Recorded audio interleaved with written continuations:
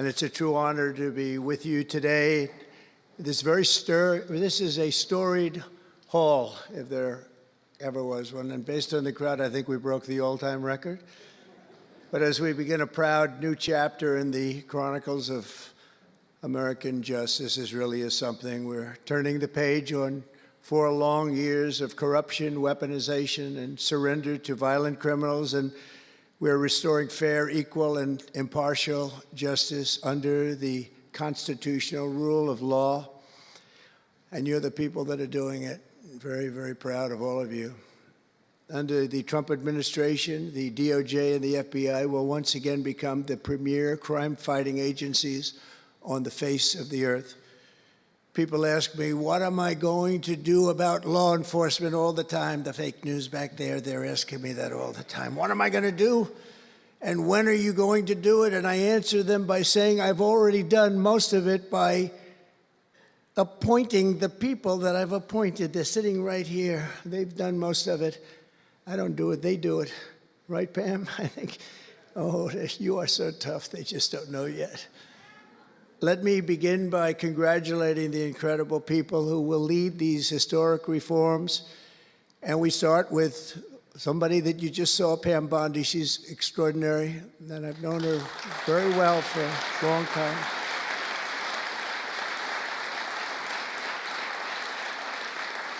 I watched her for a long time in Florida, for years in Florida, and highly experienced. She seems so young, but she's highly experienced, that I can tell you. She was a phenomenal attorney general in Florida, and she's going to do a really amazing job. Also, our new director of the FBI, Kash Patel. Kash, right. A man that I'm very proud of. I've known him and Emil for a long time under tremendous pressure. I saw these guys under some of the most corrupt judges. It's not even imaginable how corrupt they were. And these guys never wilted. They were not shy. They fought. They weren't afraid, and they were brilliant. Deputy Attorney General Todd Blanche and Principal Associate Deputy Attorney Emil Beauvais. And thank you both very much. Right. Great people. They're great people. The Chief of Staff, who's so highly respected, Chad Mizell. Thank you, Chad. Chad? Yeah. Thank you, Chad. Our next administrator of the DEA, Terry Cole. Terry? Thank you, Terry. Good luck. Going to do great. Senior counsel to the Assistant Attorney General for Civil Rights. Boy, I've been watching him on television last couple of weeks. He is really a tough one, and he's a great one. Leo Terrell, you watch how good he's going to be. He's going to be so good. Thank you, Leo. Great guy. Assistant Attorney General of the Antitrust Division, who's got an incredible reputation. She'll do very, very well. Gail Slater. Thank you, Gail. Good luck. Great job. Now, we're joined by many, many great friends and terrific friends, and I won't be able to, too many to name, but some that I just see very quickly. General Flynn, thank you for being here. There's a man who went through hell, by the way, and he shouldn't have. He's a patriot. He went through hell. We're also pleased to be joined by Senator Chuck Grassley and House Majority Whip. Where's Chuck? Hi, Chuck. House Majority Whip Tom Emmer. Tom, great job you're doing. Representative Guy Reschenthaler, one of the toughest names to say, but I got it perfectly, I think. And State Attorney General Ken Paxton, thank you very much. Thank you very much. Somebody who was with us early on, and she's really become a big star and very popular, Brenna Bird. Thank you, Brenna. Thank you very much.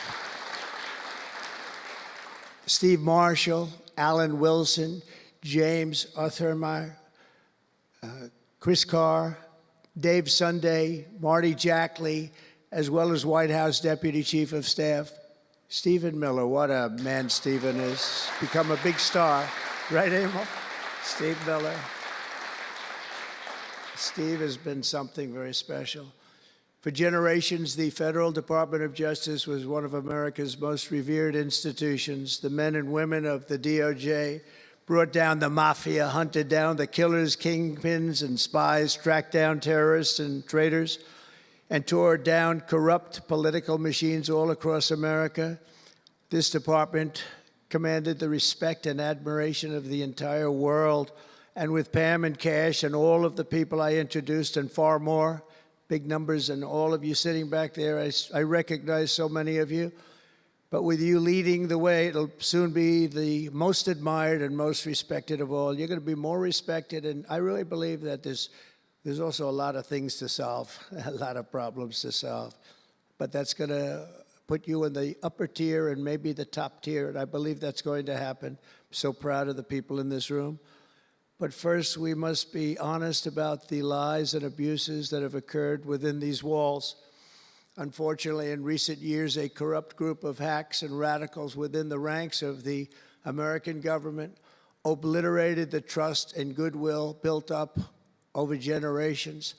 They weaponized the vast powers of our intelligence and law enforcement agencies to try and thwart the will of the American people. You remember the 51 intelligence agents that said, as an example, that Hunter Biden's laptop from hell came from Russia, when they knew it came right from his bedroom. They knew that. It was a big lie, and they knew it so well. They spied on my campaign, launched one hoax and disinformation operation after another, broke the law on a colossal scale, persecuted my family, staff, and supporters, raided my home, Mar-a-Lago, and did everything within their power to prevent me from becoming the President of the United States. With the help of radicals like Mark Elias, Mark Pomerantz, and these are people that nobody's ever seen anything like it.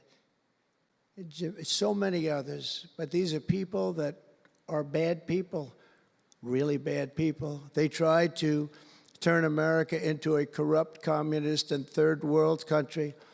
But in the end, the thugs failed and the truth won. Freedom won, justice won, democracy won, and above all, the American people won.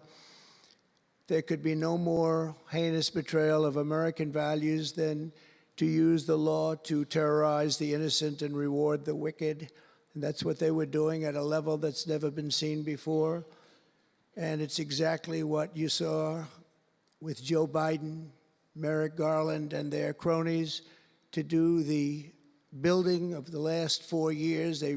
What they've ripped down is incalculable. But what you're going to build up is likewise something that will be breaking all sorts of records. They set loose violent criminals while targeting patriotic parents at school board meetings. They dropped charges against Antifa and Hamas supporters while labeling traditional Catholics as domestic terrorists. The Catholics, we did very well with the Catholic vote, so I want to thank them for that. They really did, record numbers. I would say, what's with the Catholics? They're really after the Catholics, so I don't know. They were after a lot of people. Maybe they didn't even know why. They imported illegal alien murderers, drug dealers, and child predators from all over the world to come into our country while putting elderly Christians and pro-life activists on trial for singing hymns and for saying prayers. They went to jail for that. Our predecessors turned this Department of Justice into the Department of Injustice. But I stand before you today to declare that those days are over, and they are never going to come back. They're never coming back.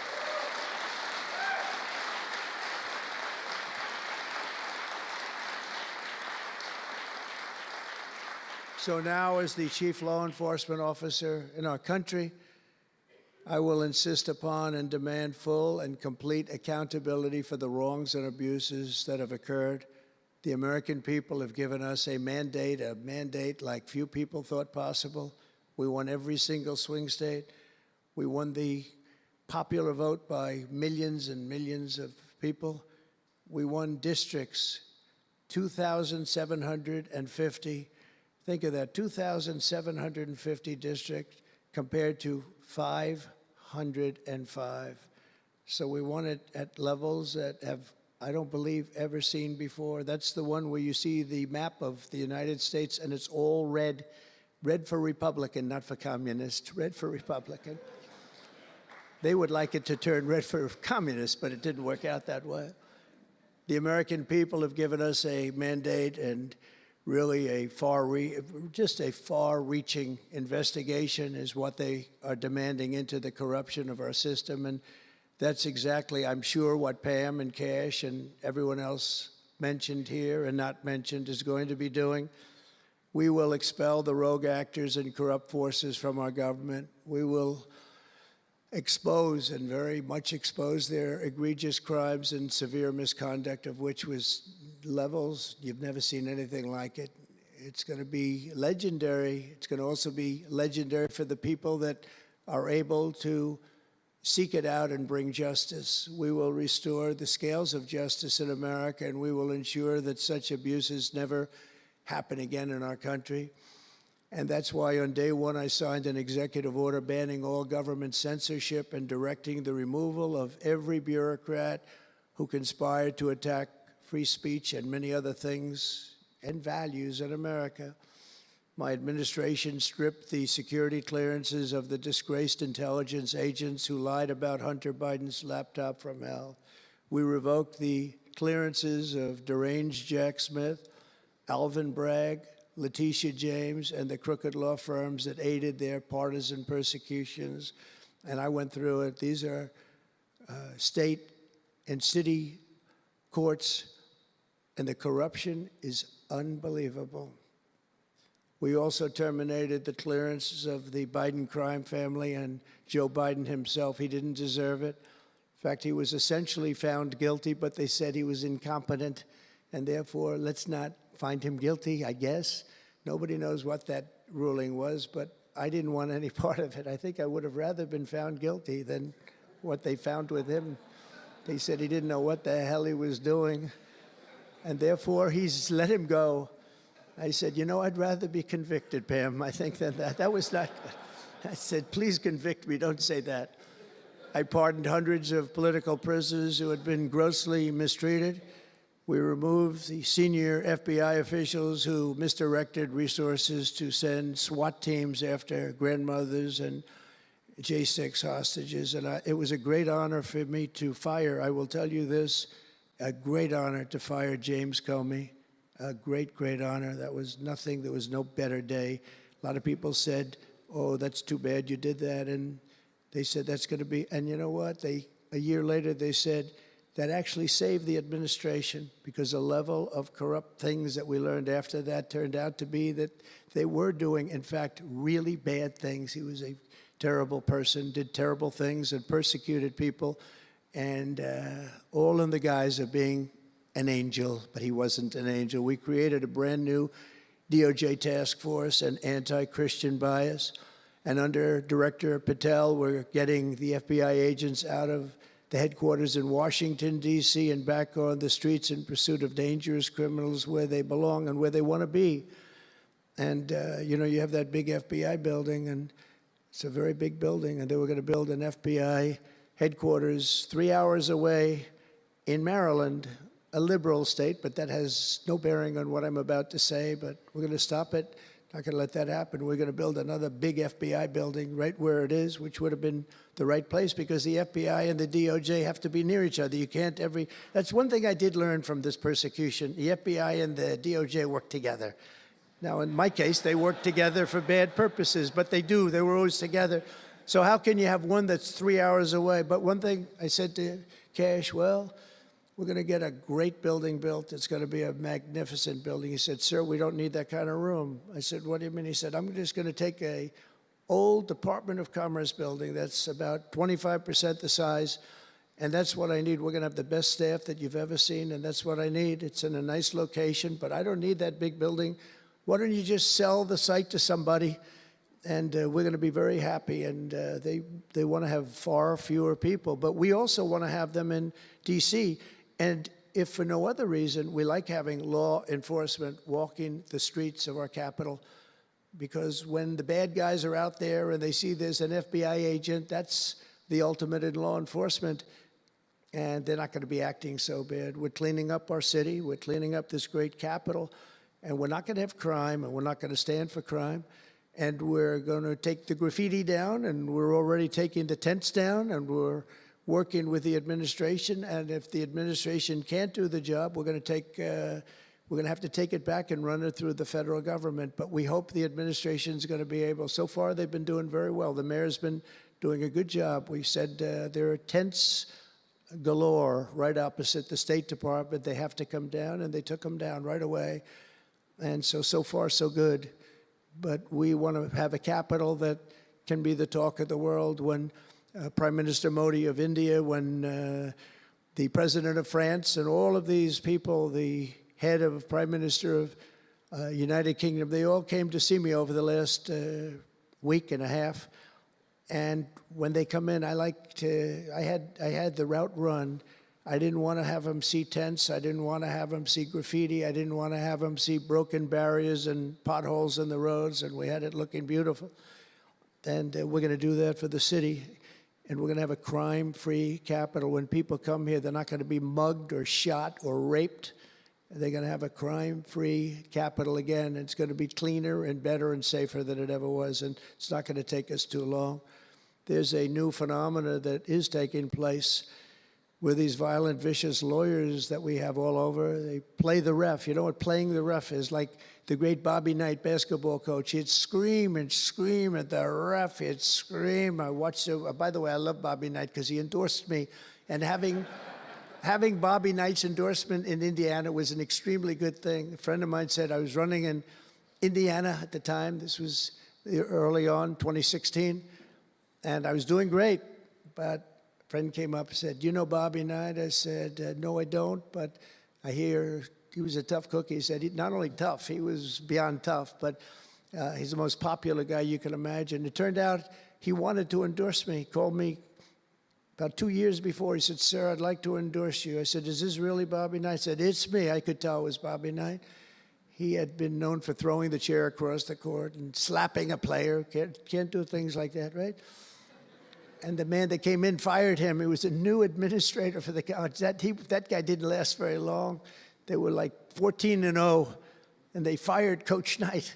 That was not good, but he had a little chip in his shoulder. But he loved Trump, and he came in, and he said, "I'd love to endorse you." He said, "If you ever run, please call me." So he said, "You know Bobby Knight?" I said, "Well, I don't know, but he called me a couple of years ago." It was an amazing phenomenon. I took his number, and on each side of my desk in New York, I had stacks of paper, like nice and neat, but about 2 feet high each. And I said, I wrote his number down and I put it here 2 years ago. And I said, let me see if I can find it. It was almost like a miracle. I had other miracles that happened too. My ear is still throbbing. That was a miracle. That was a miracle also, wasn't it? That was a miracle also. How are you? Thank you. Thank you, Leo. Thank you. Thank you, my man. That was a miracle. Anyway, okay, that's very nice, thank you. But, so he said, Bobby Knight. So I said, I put his name down and I wrote it down. It's in one of these stacks. I lifted up. There would have to be 2,000 to 3,000 pages in each stack. I lifted it up, the first one, had no idea. And there was his name on a little card, Bobby Knight with his number. It was like incredible. I tell that story all the time. And I called him and dialed a number. He said, I've been waiting for you to call. And he went out and he made a speech for me in a packed arena in Indiana, and it was over. It was over. He was a tough guy. He actually went a little far, if you remember. He made a great speech because he was actually a motivational type guy, to put it mildly. But he left the stage, and then I'm talking, and he walks back onto the stage. I said, uh-oh, this is trouble. Why is he coming back? He was a big guy, too. Why is he coming back? He said, may I say a few more words? I said, yeah, go ahead, Bobby, say a few more words, a little different.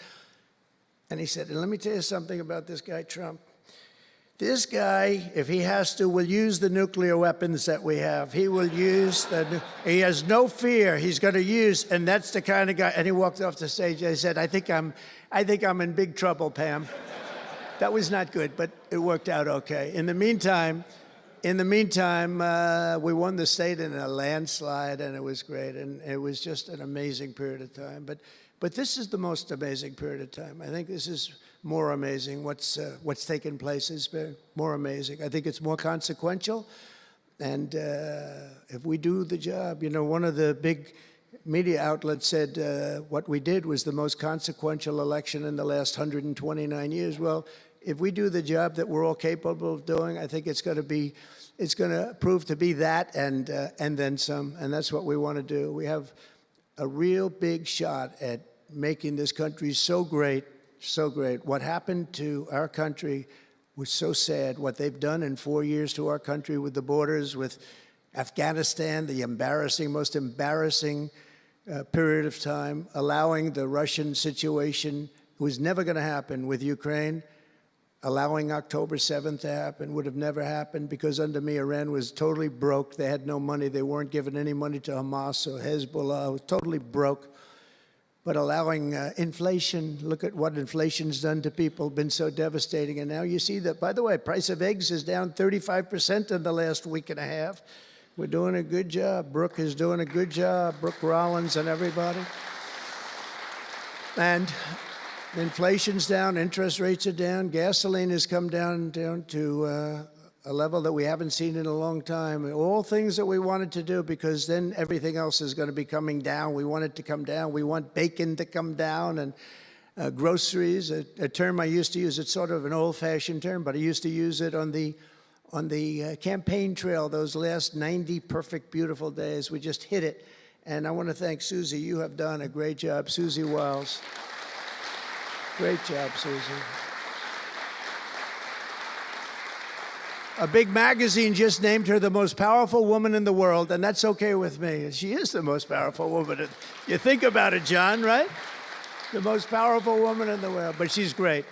And we had a great 90 days. It was a perfect 90 days, and it was a great result, but we want to put that result to good use by doing a phenomenal job. And I want to tell you that Todd and Emil know this very well. We had an amazing judge in Florida, and her name is Eileen Cannon, and I didn't know her. I still don't know her. I don't believe I ever spoke to her, even during the trial, but I did appoint her, federal judge, and these fake lawyers, these horrible human beings, were hitting her so hard, public relations-wise. They were playing the ref.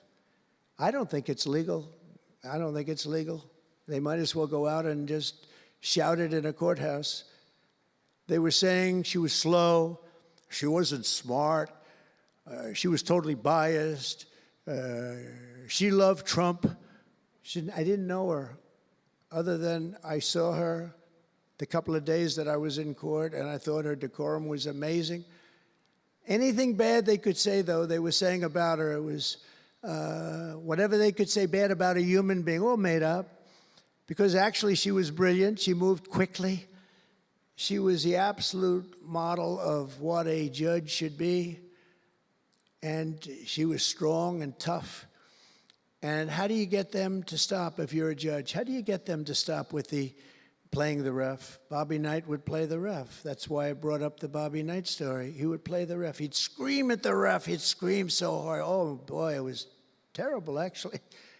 And the people would come up, his assistant coaches would come up to players. Coach, don't do that. Don't do it. He said he's not going to change his tune, coach. He called it. He's not changing. I don't care. And he's screaming. That's when he threw the chair. He starts going crazy. And he said, no, he's not going to change this time, but he's going to change for the next play. And sure as hell he did. You know, Bobby, by the way, had the last undefeated team in basketball. And relatively speaking, you know, he had a team. He always had a team. He never had that.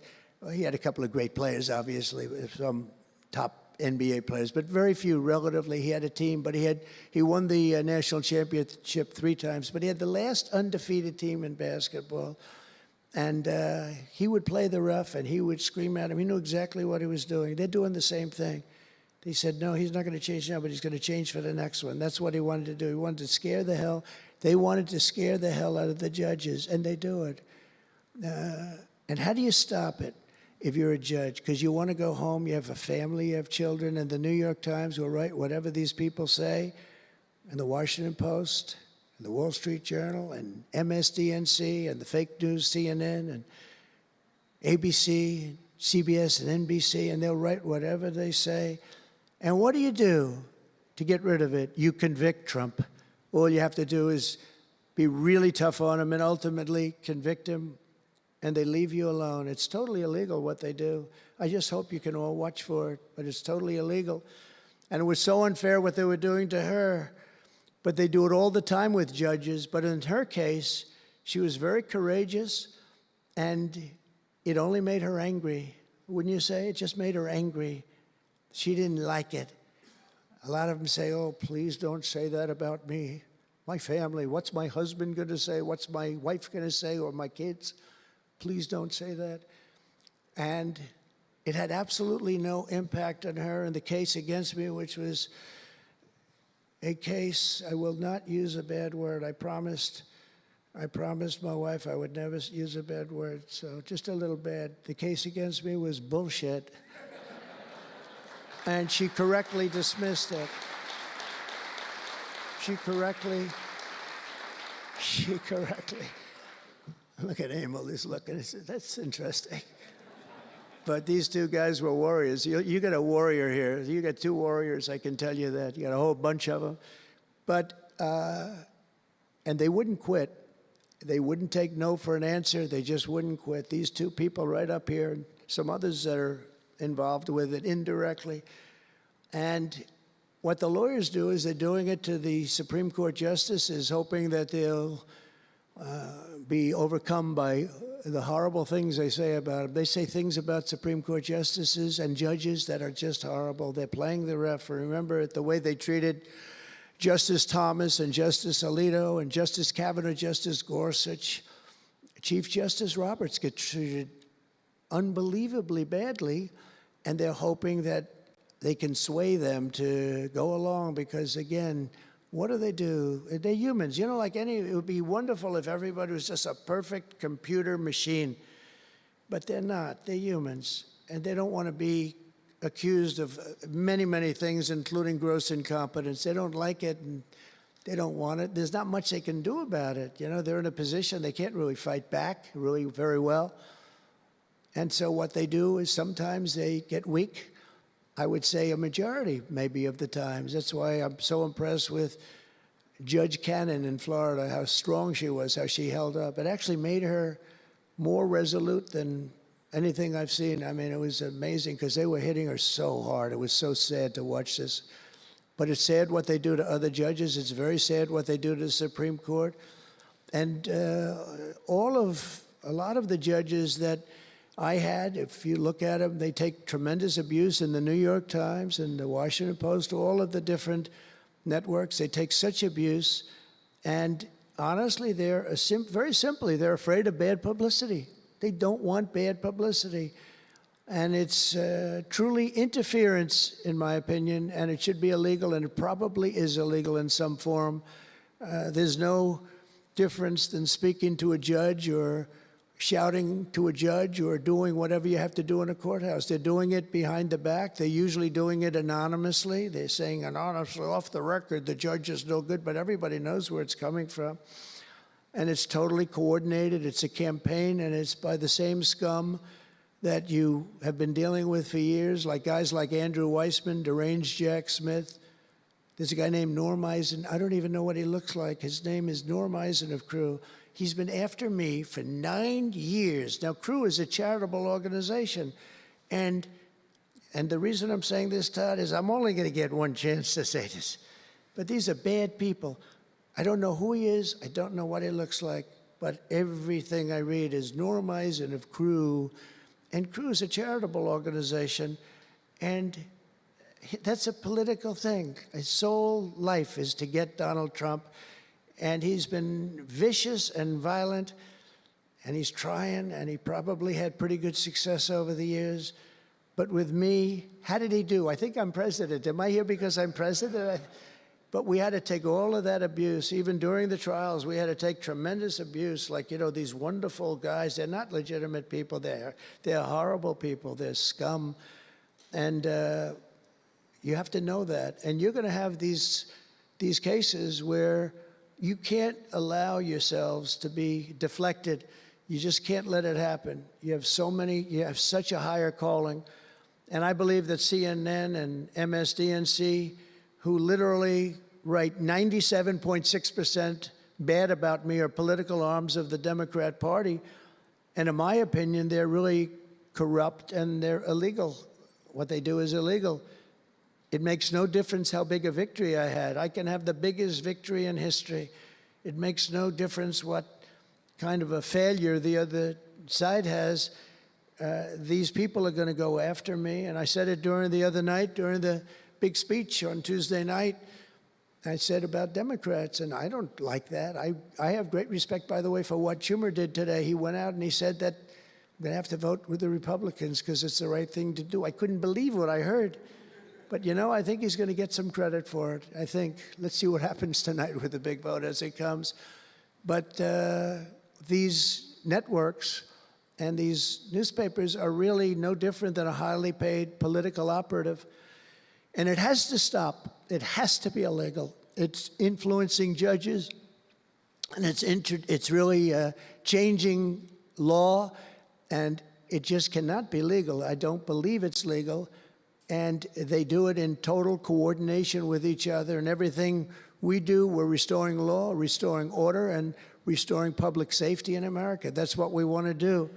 And we're bringing honor and integrity and accountability back to the highest levels of the FBI, DOJ, and throughout our government.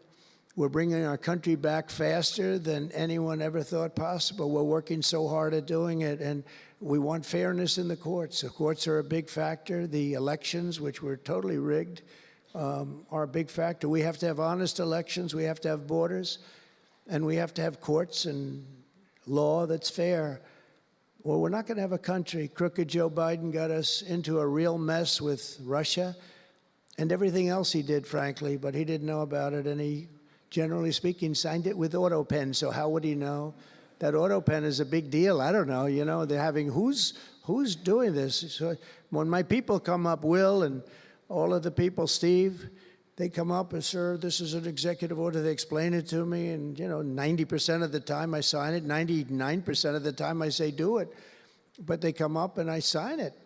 But you don't use auto pen. It's, number one, it's disrespectful to the office. Number two, maybe it's not even valid because, you know, who's getting him to sign? He had no idea what the hell he was doing. If he did, all of these bad things wouldn't be happening right now. But we're going to get you back into a great position, and we've already started. They say that we had the most successful first month of presidency. Not a long time, but it's still a lot. It's like if you're a golfer, sinking a 3-foot putt on the first hole gives you confidence to sink something on the second hole. But if you miss that first putt, you don't like to have the putt on the second hole and the third hole. It could be a very bad experience. It's nice to get that first month, and now we have more than a month. Now we have a month and a half. And it's going really, really well. I can tell you as a little secret, although the cameras are blazing back there, so it's not that much. But I think we're doing well, as you have been hearing about Ukraine. I think we're doing now well with Russia. We're speaking with President Putin. We want to get the war over. Not only have we spent maybe $350 billion to Europe's, think of that, $350 billion to $100 billion, and yet we're across the ocean far away, so it shouldn't have been that way, but Biden let that happen too. And we're getting a deal where we're going to get that back, but much more importantly are the lives that we're talking about. On average, 2,000 young people are being killed every single day. Now, they're not from here. They're from nowhere close to here, but they're young people. They're human beings, and they have parents. They have sisters and brothers, the mothers and fathers, the friends and the families and the towns where they grew up. And they're losing, on average, 2,000, even 2,500 a week. and I want to get it stopped. And we've had some very good calls today with Russia and with Ukraine. They've agreed for a ceasefire if we can get it with Russia, and it's not easy. It's a tough one, but I think we're doing it. And as the Secretary General said yesterday of NATO, a terrific guy, he said without Trump, we wouldn't be talking about it. It would just go on for years, and millions of people have been killed, but millions more people would be killed. And he said it was a great honor. Without me, it would just keep going on. We're looking for the ceasefire now with Russia, and we've had some very good talks about it. We've had some very good responses. And I can tell you that there was a case where there would have been no war if I were president, and it's just 100% would not have happened, would never have happened. I used to speak to President Putin a lot about it. I said, don't do it. Don't do it. I won't tell you what the consequence was. I won't tell you what he said. But if he believed even 5% of what I said, then he would say, I'm not going to do it. And I think he did. But we had a good relationship, and we had a professional relationship, and his respect for this country. And I think we've had some very good results. So, I haven't been able to say that to anybody else. I haven't wanted to say it until just before I came here. I got some pretty good news. So, but we have to see what happens. It's still a long way to go. The fighting is unbelievable. Russia has a large group of Ukrainian soldiers, as we speak, surrounded and in grave danger. They've been able to surround them. They're in grave danger. Biden should have never let this war happen. First of all, you don't want to pick on somebody that's a lot larger than you, even with the money. There's a lot of money that we gave them and a lot of equipment. We make the best military equipment in the world, but even with all of that, it's unbelievable. Right now, you have a lot of Ukrainian soldiers that are encircled and in grave danger, and I've asked them not to kill those soldiers, please, not to kill those soldiers. We don't want them killed. It's such a shame to see what's happened. A thing like that would have never happened. Inflation would have never happened. October 7th would have never happened. Israel, Iran had no money. They were totally broke. Think of it. They had no money to give to anybody. They were totally broke. And within a short period of time, as soon as Biden came in, he took out all the sanctions. In China and everybody else that wasn't buying oil from Iran was buying it at levels that they never spent before. And it was a sad thing. And if you look at Afghanistan, that was probably what got Putin started, because when he looked at how horribly we looked, I think the most embarrassing day, not that we got out because we were getting out. I would have been out faster than them. I was the one that got it down to the right level. But we would have kept Bagram, the big Air Force base. We would have kept it. Right now, China occupies Bagram. And the reason we would have kept it is because they were 1 hour away from where China has and builds its nuclear missiles and weapons. And they gave that up. At the dark of night, they left the lights on, and they left the dogs behind, by the way. A lot of people say, what about all the dogs? They had a lot of dogs, and they left the dogs behind. And what a shame, what a shame. The way we got out, I think it was the most humiliating time in the history of our country. The way it happened, not that we were getting out because we wanted to get out, but we would have gotten out with dignity and strength. And what a difference a rigged and crooked election had on our country when you think about it. And the people who did this to us should go to jail.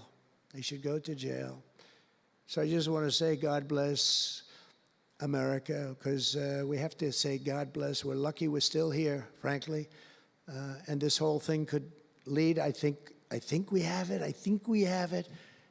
But this could lead to World War III very easily. Could very easily lead to World War III, but I think we're in pretty good shape, a lot better than we were before we got involved, that I can tell you. That was heading into World War III territory, and that would have been a war like no other because of nuclear weapons and other types of weapons that people you don't even want to know about. But as many of you do know, well, we're focused on persecuting, and these people were really focused on persecuting Republicans. The last administration presided over the worst increase in violent crime in our country in many, many decades, we had levels of violence and crime, and a lot of it had to do with the illegal immigrants that came in. Remember when I used to complain about it? Because I knew how tough they were, how mean they were. And they said, no, no, people that come into our country are all wonderful people. No, they're not wonderful. These are stone-cold killers. These are killers like, they make our killers look nice by comparison. They make our killers look nice. These are rough, tough people with the tattoos all over their face. Historically speaking, I don't want to discriminate against anybody, but historically speaking, they're not going to be the head of any major bank that we know of. These are rough people. These are rough, rough killer people, and they allowed them in by the millions. In major cities like New York, Chicago, and Washington, mothers can't walk their children to the park without fear of being shot or killed or raped or anything. Women can't ride the subway without worrying that a hoodlum will shove them onto the train tracks. In New York, it's happened twice in the last couple of weeks. They're standing there, a perfect Wall Street gentleman in one case, and another person who was a worker, good worker, an electrician, gets pushed into a train going 45 miles an hour just prior to the train, not stopping, going to go through that. So I know the stations very well. I used to take the subway. I used to feel safe. When I was young, I'd go to my parents would drop me off at the subway. I'd take the subway to my school. Can you believe it? Today, they wouldn't be doing that. And we want to get a country back maybe where you can do that again, Pam. But it's so sad to see what's taking place. Under the Biden regime, average monthly homicides increased by 14%. Property crime rose tremendously. Violent crime went up at least 37% that they know of. Rape soared by 42%. Car theft rose by 48%. And robberies surged to 63 to 100%. They don't even know what the number is. And I have no higher mission as President of the United States than to end this killing and stop this law-breaking and to making America safe again. And that's what you're all about in this room. We want to protect Americans, and we protect everybody that's in our country, American or not American. We want to have a safe and proud country. We're joined today by dozens of police officers, sheriffs and sheriff's deputies from all across the country. My message to these law enforcement heroes is simple. With me in the White House, you once again have a president who will always have your back, will always have your back.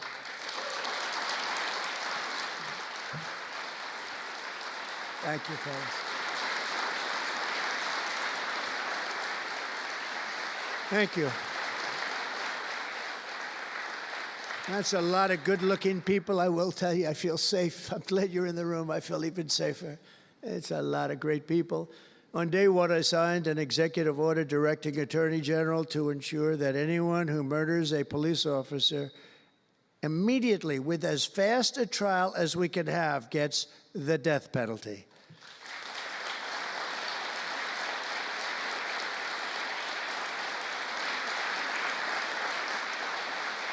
And last month, I fired all the radical left pro-crime U.S. attorneys appointed by Joe Biden. There were so many that were bad. And I know there were some that were probably very good, but there were so many that were so bad and so evil, so corrupt.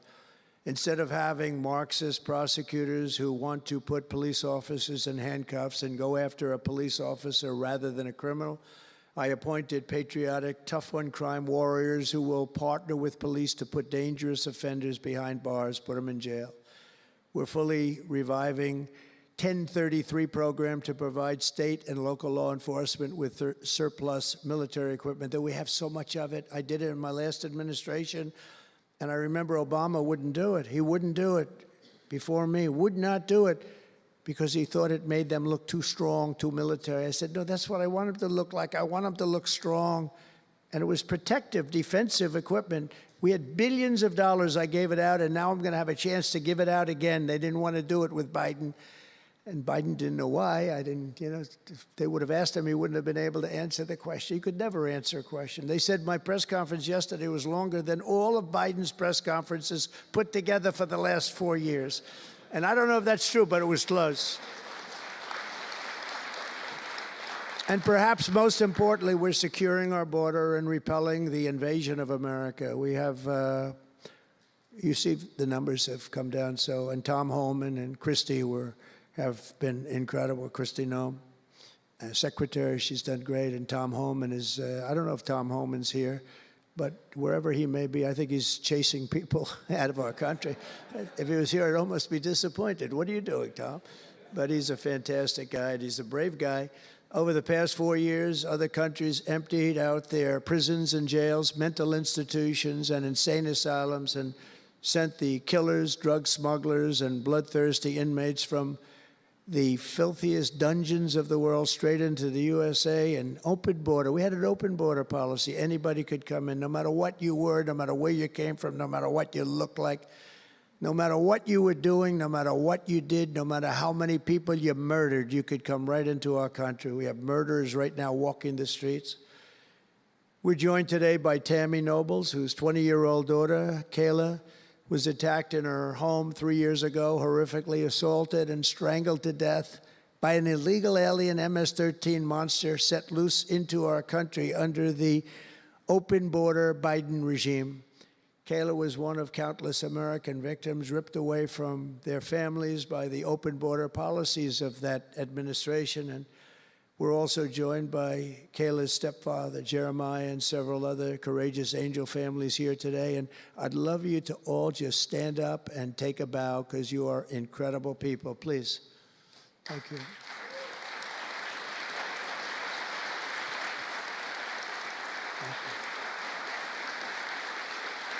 Thank you.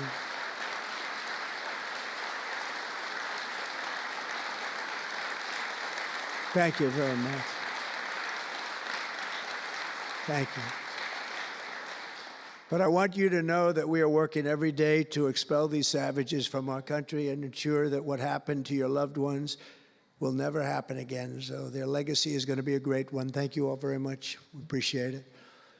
On day one of my administration, I declared a national emergency on our southern border. In our first full month in office, we achieved the lowest level of illegal border crossings ever recorded, okay? Even lower than 4 years ago. For years, Democrats and the media kept saying that we needed new legislation. We had to have new legislation. We needed it immediately, and I never had legislation, and I had the best border in the history of our country for almost 4 years. And by the time I got out, we had the lowest numbers ever. My favorite chart of all time was brought down that day. And on that chart said we had the lowest numbers ever. But it turned out that we really didn't need new legislation. All you needed was a new president.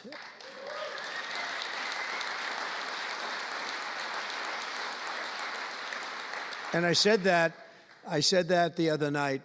That's all you needed was a new president saying, close the borders, because the Border Patrol is unbelievable, ICE is unbelievable, and all of our law enforcement is just incredible. All of you guys are amazing, and the people of our country respect you and they love you, and a lot of times you don't hear that because you have to listen to the fake news back there, but they have great respect for you, so I just want you to know that. And you know, that includes our fire departments too.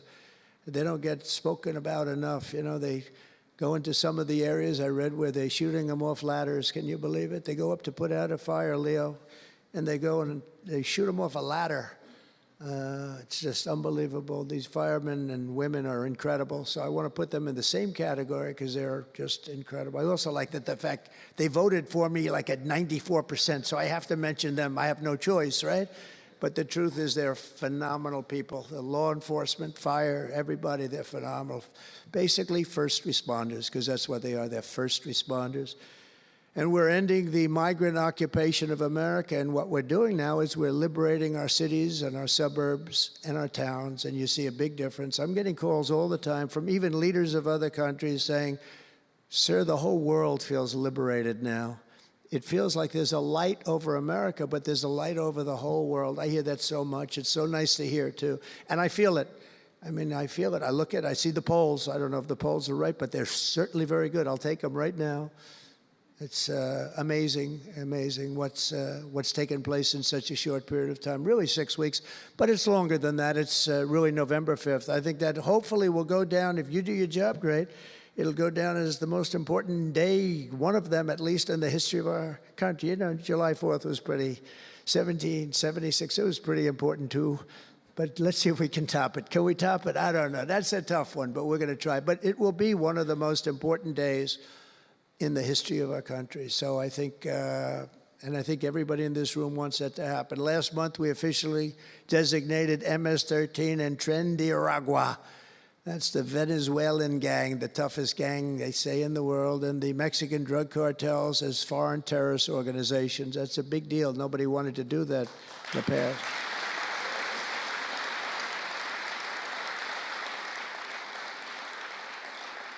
And by the way, we've caught hundreds of them, the Venezuelan gang, which is as bad as it gets. And you'll be reading a lot of stories tomorrow about what we've done with them. And you'll be very impressed, and you'll feel a lot safer, too, because they are a vicious group. They went into Colorado. They took over areas of Colorado.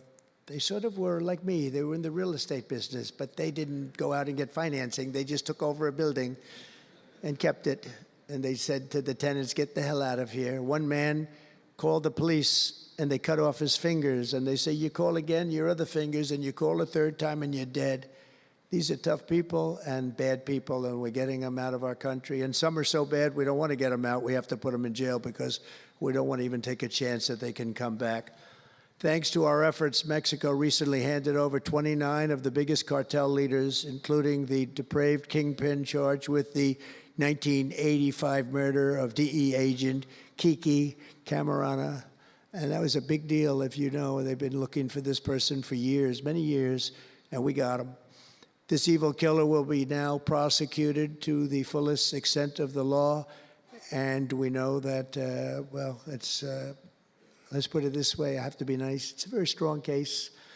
We're stopping the criminals pouring across our borders at record levels, and we're also stopping the massive quantities of deadly drugs. In 2023 alone, drug overdoses killed more Americans in 12 months than they did during the entire decade between 1980 and 1990, so 10 times more, but it's much higher than that.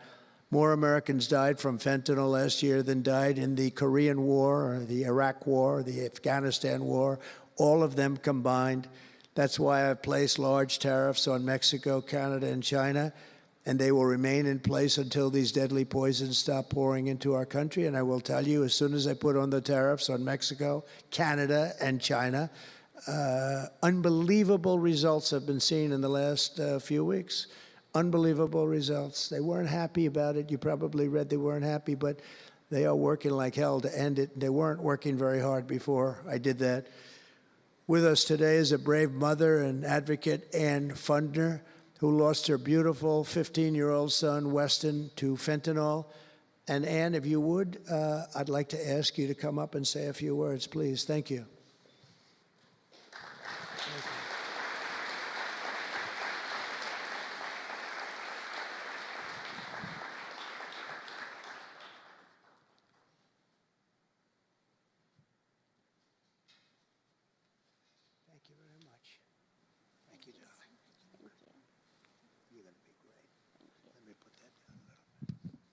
Thank you. Well, first I want to say thank you. I think this is the biggest honor of my entire life, being on stage with President Trump. But I want to tell you a little bit about my son, Weston, who absolutely loved President Trump. He had a beautiful Trump 2020 flag hanging in his bedroom, and he had it on the beach one day, and we took a picture, and it became our 2020 Christmas card with the most perfect slogan for President Trump, peace on earth. What would happen in the next 4 years would be devastational to our country and our safety of our children.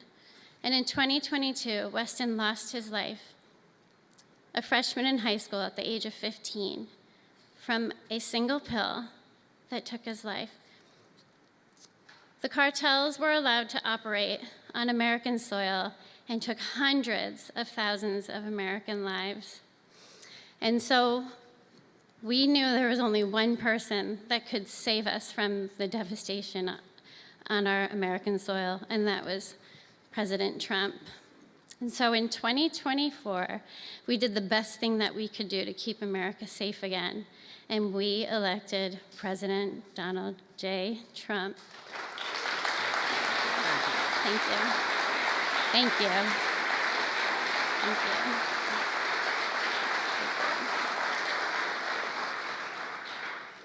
Thank you. And he's done everything that he has promised. We have a 98% decrease in border crossings. And he has labeled the terrorist cartels terrorist organizations. And he has instilled tariffs because there is no price on human life. And so I feel like I can speak for the entire fentanyl fighting community when I say thank you to President Trump, and thank you to Pam Bondi and everyone out here who is fighting this fight. God bless you. God bless you, President Trump. And God bless America. Thank you. He's up watching you. He's up there watching you. And he's so proud of Mom.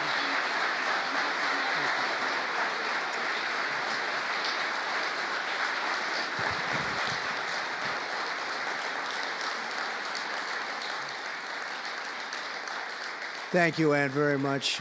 Weston is, I just said to Ann, Weston is up in heaven watching his mom, and he's so proud of you. He's so proud of you. Thank you. We're also joined today by a number of other American families who have lost loved ones to fentanyl, and I'd love you to just stand up for a second, and we want to acknowledge you, and also your daughters, your sons. They're looking down on you, and they're loving you like crazy. So thank you very much. Thank you. Thank you. Thank you. This department will not rest until we have ended the fentanyl epidemic in America once and for all. In less than 2 months since I took office, the DEA and FBI have seized nearly 1 million deadly doses of fentanyl, and that's just the beginning. At my direction and working with Pam and everybody else, we've launched an all-out war on fentanyl traffickers, and it's a war that we're going to win. We're going to win this war. I spoke with the president of Mexico, very nice woman, very fine woman, and I said, let me ask you, you're sending a lot of drugs into our country. We're not liking it at all. Can't do that. But I said, is Mexico, does it have much of a drug? She said, no, we're not a consuming nation. I thought it was an interesting term. And I said, why? And which I've heard also, by the way, they're not a consuming nation. They distribute, but they don't consume. But I said, why are you not a consumer? Well, we're very close with family. I said, so we're very close with family, too. I mean, our families are being devastated, and we're just as close. Why else? She said, well, we spend a lot of money on advertising saying how bad drugs are. They're very rough ads. They show the skin falling off and the teeth falling out and going blind and losing hair and everything that these things do. You look like you just came out of a horrible concentration camp. And she said it was, they're rough ads. And it's not often that I feel I've learned something from a phone call, because I've had a lot of phone calls over my life.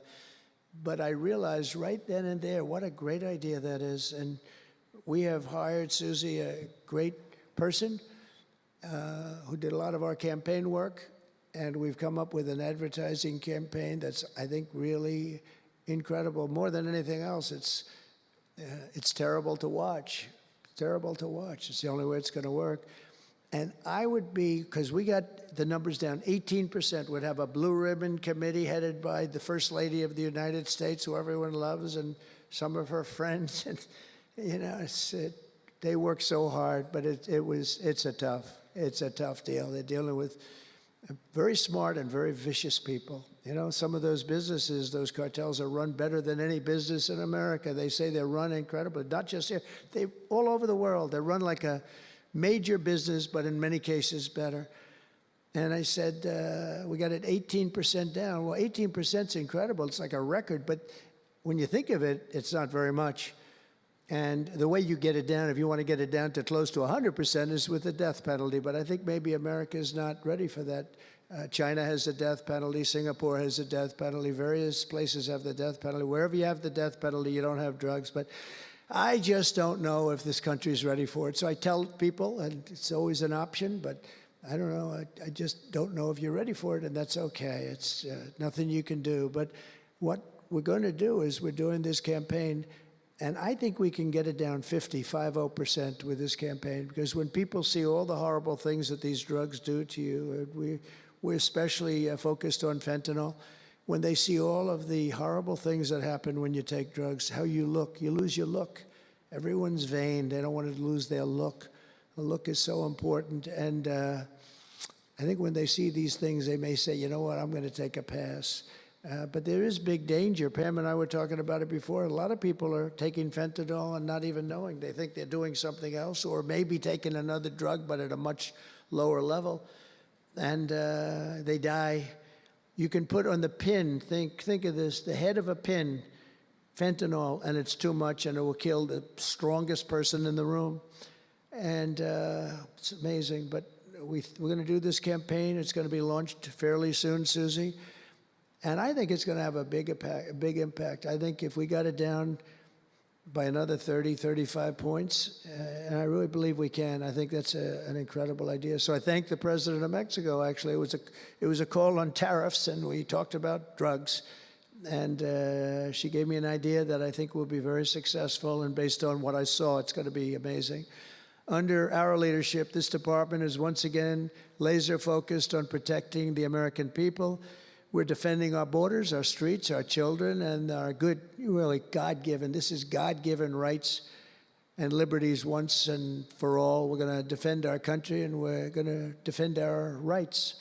Etched onto the walls of this building are the words English philosopher John Locke said, "Where law ends, tyranny begins." And I see that, and I saw it over the last 4 years when somebody was allowed to attack viciously with this department and the FBI. His political opponent, how did that work out? Didn't work out too well, but it wasn't pleasant. It wasn't pleasant. I was attacked by a political opponent, and probably it helped that I was attacked more than anybody in the history of our country. Alphonse Capone, the great Alphonse Capone, legendary, Scarface, was attacked only a tiny fraction of what Trump was attacked. And maybe it worked out well, I don't know. If I had to give it up, I probably wouldn't, but only because I've gone through it. But I wonder what the difference would be. Maybe they helped get me elected by those margins, the big mandate that we received. But you can't go after your political opponent. Nobody's ever seen anything like it, actually. And hopefully they won't see anything like it. But now, with the return of law and order, the entire world is witnessing the triumph of American justice and American freedom. That's why we're here today, gathered with people that have love for our country. In the coming years, we will revive the storied legacy of this department, and it's happening right now. You can feel it. And rekindle the spirit of the great lawmen and legal lions of the past, Americans like Wyatt Earp, Eliot Ness, Frank Hammer, Rudy Giuliani. Rudy Giuliani had to suffer greatly, greatly. He's the greatest mayor in the history of our country. He had to suffer greatly. Ed Meese, Antonin Scalia, Robert Jackson, and Robert F. Kennedy. We will rebuild pride in our institutions. We will restore the prestige of this great department, and we will bring back faith in our justice system for the citizens of every race, religion, color, and creed. And I want to just tell you that this has been a great honor. I was asked to do it, and I said, is it appropriate that I do it? And then I realized it's not only appropriate, I think it's really important. And I may never do it again. I may never have another chance to do it again, because this is something that I'm leaving to the greatest people I know, the best people, the smartest people, the toughest people I know. And they're going to do an incredible job. And it's an honor for me to have won this election so that I can appoint these people to do their job, and they're going to do it like you have never seen. So I just want to wish all of you good luck. It's going to be an interesting journey. Not going to be easy, but you're going to win. You're going to win, win, win, and fight, fight, fight. And it's going to end up being a tremendous result for this country. So thank you all very much. God bless America. God bless you all. Thank you.